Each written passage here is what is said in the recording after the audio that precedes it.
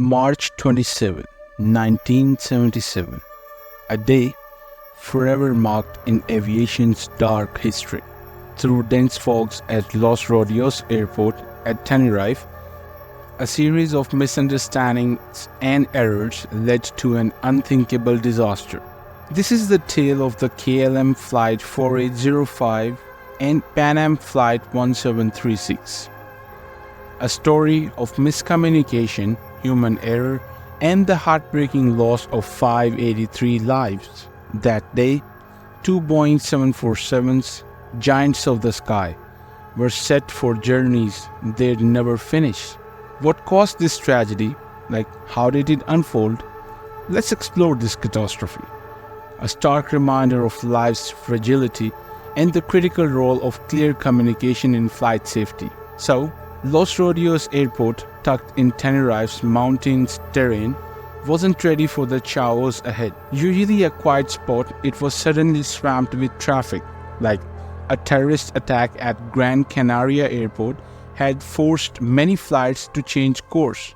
Among these diverted planes were KLM Flight 4805 and Pan Am Flight 1736. The KLM jet was headed from Amsterdam to Gran Canaria, while the Pan Am flight carried passengers from Los Angeles to the same direction. Both now sat at Los Rodeos, about to become entangled in a deadly mix-up. Let's look closer at these planes.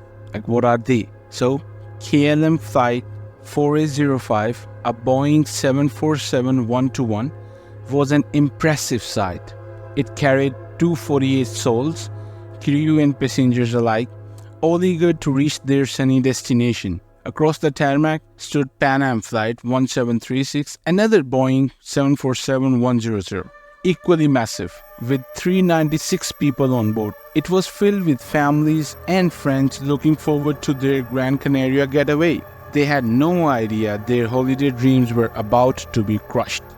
As hours passed, thick fog rolled in, cutting visibility to almost nothing. Tension grew as air traffic control struggled with a sudden influx of planes. In this stress, key messages started to get lost. KLM Flight 4805 got clearance for takeoff, but Pan Am Flight 1736 was still on the runway. A tragic misunderstanding followed as controllers tried to manage multiple aircraft in the poor visibility. A chain of crucial mistakes was about to trigger a catastrophe.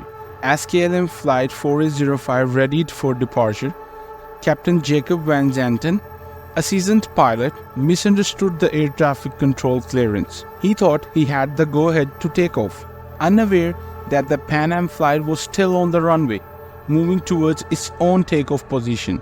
The cockpit recordings captured the tense moments as the KLM crew, eager to leave, started their takeoff roll without realizing the Pan Am flight was directly ahead. So, communications breakdowns worsened the situation, with air traffic controllers failing to clearly convey the plane's positions. Around 5:06 p.m., the unimaginable occurred. In thick fog, the KLM aircraft sped down the runway at full throttle, while the Pan Am flight taxied, oblivious to the looming danger. In an instant, disaster struck. The KLM Boeing 747 crashed into the side of the Pan Am plane. The impact was devastating. The entire front of the Pan Am flight exploded, with flames engulfing both aircraft in a deadly inferno. In those terrifying moments, pandemonium erupted. Rescue efforts began at once, but the scene was unthinkable. Wreckage littered the runway, with destruction everywhere. Emergency teams rushed to help, but the grim truth was clear. Few had survived. Out of 396 people on the Pan Am flight, only 61 managed to escape the flames, a miraculous feat amid the chaos. Tragically, all 248 aboard on the KLM flight died in the crash. So in total, 583 lives were lost, making this aviation's deadliest accident ever. The post-disaster investigation was thorough, officials worked tirelessly to understand what went wrong. The final report revealed crucial findings, including the role of communication failures and air traffic control limitations on that fateful day. It was concluded that a mix of dense fog, miscommunication, and procedural errors led to the tragedy. The aviation world was deeply shaken, recognizing the urgent need for changes to prevent such a catastrophe from happening again. Following the Tenerife disaster, major changes were made across the aviation industry.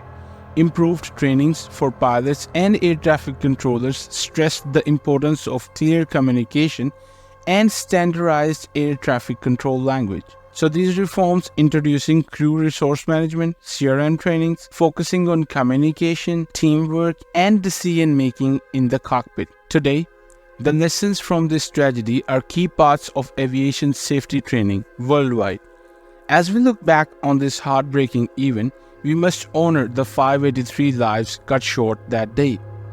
Their hopes and dreams were suddenly taken away.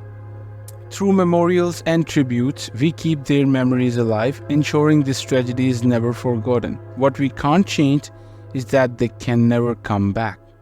So, the legacy of those lost in the Tenerife disaster lives on in today's safety measures that protect passengers in the sky.